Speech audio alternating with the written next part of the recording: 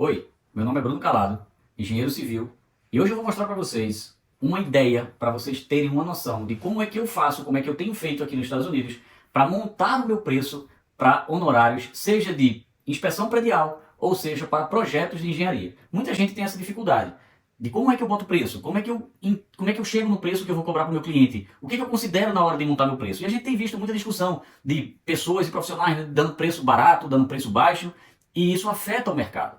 Isso complica muitas vezes o mercado e até traz você aquela sensação de será que vale a pena? Então hoje eu vou mostrar para vocês cada detalhe e vou disponibilizar essa planilha para vocês. De que forma? Se você gostar do vídeo, curte o vídeo e deixa seu e-mail no comentário, que eu vou mandar para vocês por e-mail essa planilha e vocês fiquem à vontade para mexer do jeito que vocês quiserem, mas é apenas uma orientação e uma sugestão. Claro que o bom senso tem que estar acima de tudo. Tá? Vamos lá na planilha e vamos ver como é que é feito, como é que eu faço na realidade, como é que eu trago meu preço e algumas considerações que eu faço antes de mandar a proposta para o cliente, tá? Então aqui, vocês têm aqui na proposta, nessa tabela aqui de referência que eu faço, planilha, que eu uso como referência para meus preços, tá? Proposta, vamos começar aqui com proposta para inspeção predial. Seja inspeção predial, seja um projeto de um acompanhamento, que você vai precisar emitir um relatório, seja uma recuperação estrutural. Tá? Então eu vou fazer para inspeção predial e projeto estrutural, que é a área que eu trabalho. Tá? Então inspeção predial. Cliente, endereço. Sempre é bom deixar o nome do cliente e o endereço registrado. E a minha opinião para vocês, minha sugestão para vocês é que vocês salvem essa planilha na pasta do projeto de vocês. Pontos importantes que devem ser levantados e como eu faço aqui nos Estados Unidos. Distância para o escritório. Por quê? Porque você tem um deslocamento. Tá? Você tem que computar seu tempo é dinheiro. Então o tempo que você passa se deslocando, você vai fazer a vistoria, você volta, isso tem que computar. Então aqui você vai simplesmente digitar a distância que tem do escritório do seu escritório, de onde seja a sua base, para o cliente que você vai vistoriar. Tá? Qual o valor da quilometragem? Essa planilha eu só mudei a unidade da moeda para real, tá? Porque ela está toda na moeda daqui dos Estados Unidos.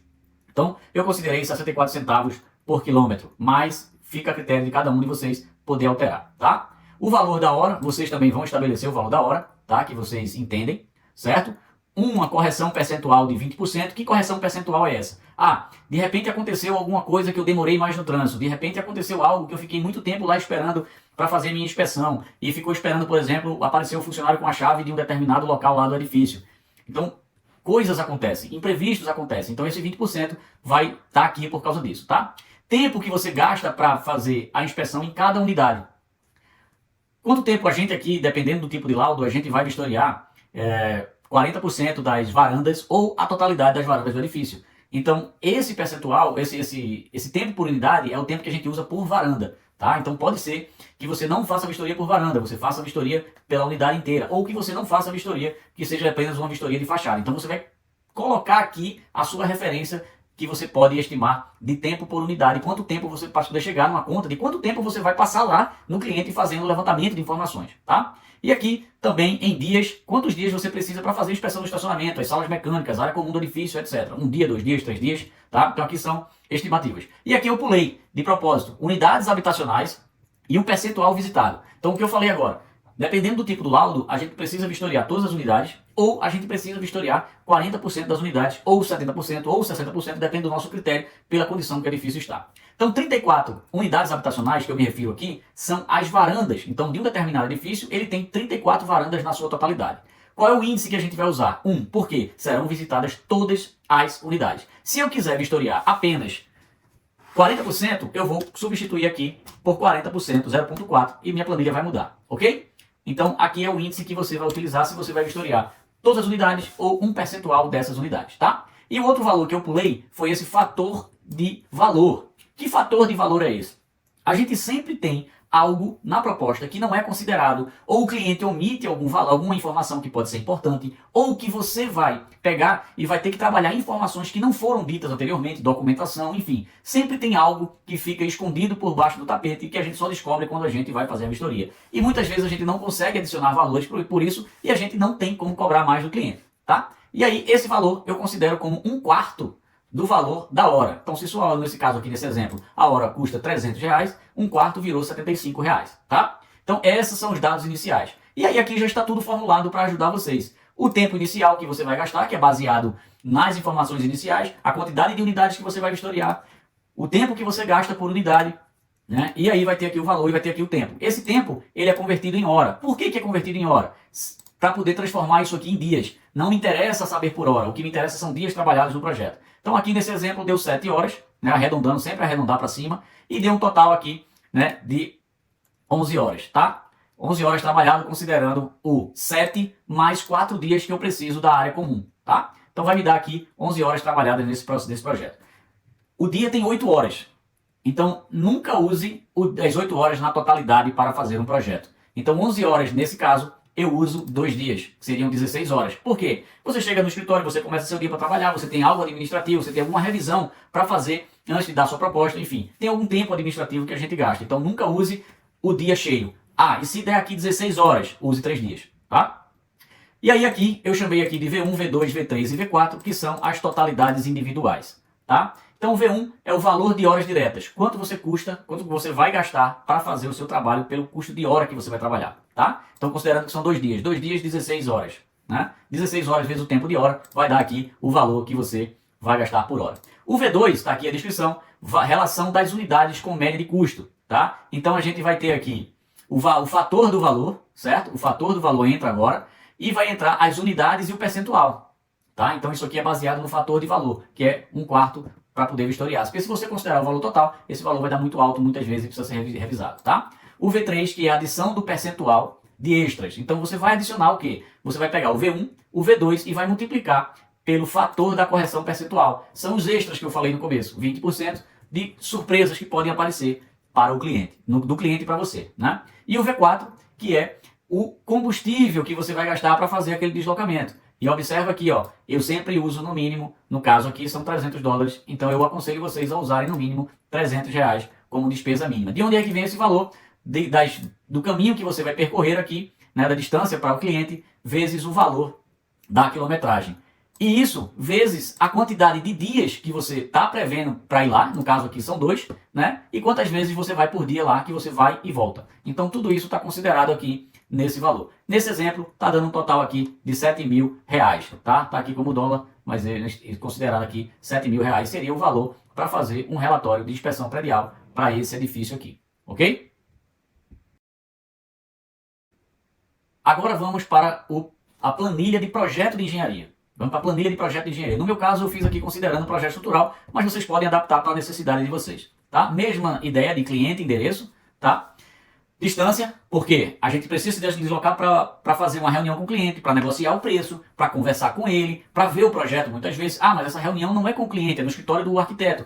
Faz esse levantamento e considera isso na sua proposta. Lembre, seu tempo vale dinheiro. E o carro que você se desloca, ele se desgasta com o tempo. Se você não computa isso, você vai estar perdendo dinheiro, tá? Valor da quilometragem, a mesma ideia, tá? Pavimento tipo, se vamos supor que é uma edificação vertical. Então você tem o pavimento tipo. E aí quantas repetições ele tem? 10 vezes. Se você vai fazer uma redução dessa metragem ou não, é um critério seu. O que é que a gente estipula aqui? Que não tem redução porque a responsabilidade é a mesma em todos os pavimentos, tá? Valor da hora trabalhada, considerei nesse caso aqui 250, vocês vão considerar quanto vale a hora de vocês, baseado no que vocês entendem que justifique a hora de vocês, tá? O tempo que vocês estimam para fazer esse projeto. Então isso aí é muito importante, você não pode errar. Por isso que é importante vocês guardarem informações de projetos anteriores. Os projetos anteriores vão interferir nesse projeto novo que você vai dar preço. Por quê?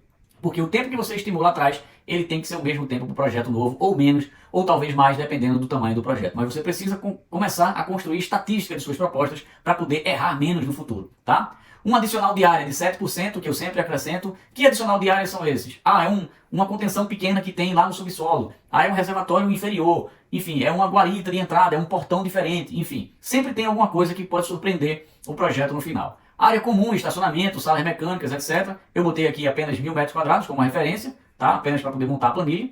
A área total do projeto vai ser o quê? Vai ser a área do pavimento tipo, 10 vezes 10 repetições, mais a área comum, tá? Vai dar um total de 3.500. Salário mínimo.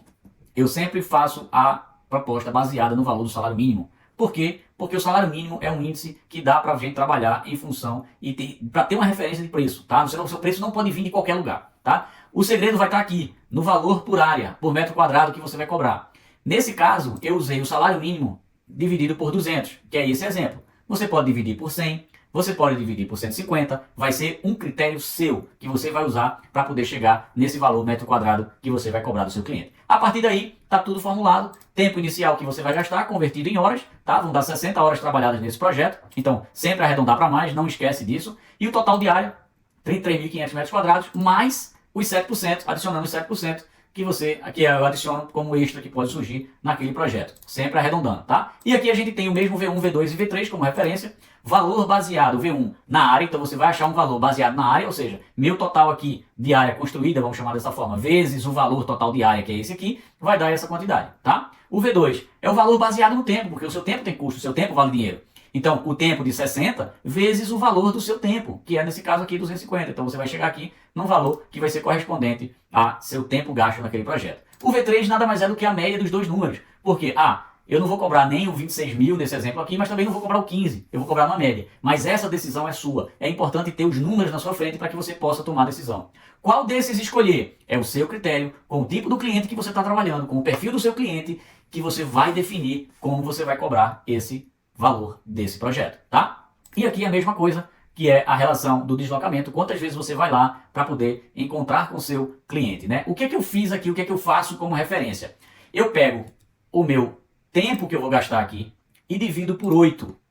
Meu tempo que eu vou gastar e divido por 8, tá? E aí eu tenho mais ou menos um número real aqui para poder trabalhar o meu tempo de deslocamento. Lembrando que eu uso no mínimo $300 aqui, no caso, como esse custo de deslocamento. E eu estou sugerindo a vocês que vocês usem pelo menos R$300. Então, nesse valor, você vai incluir também os custos de deslocamento e as visitas que você pode fazer durante a construção, tá? Que dá para suprir bem. Então, nesse caso aqui, eu usei aqui a média, tá? V3, que é a média, e somei com o valor do deslocamento, tá? Nesse caso aqui está utilizado 120, mas vocês somem aqui, minha opinião para vocês, aqui coloquem sempre 300 em cima, tá?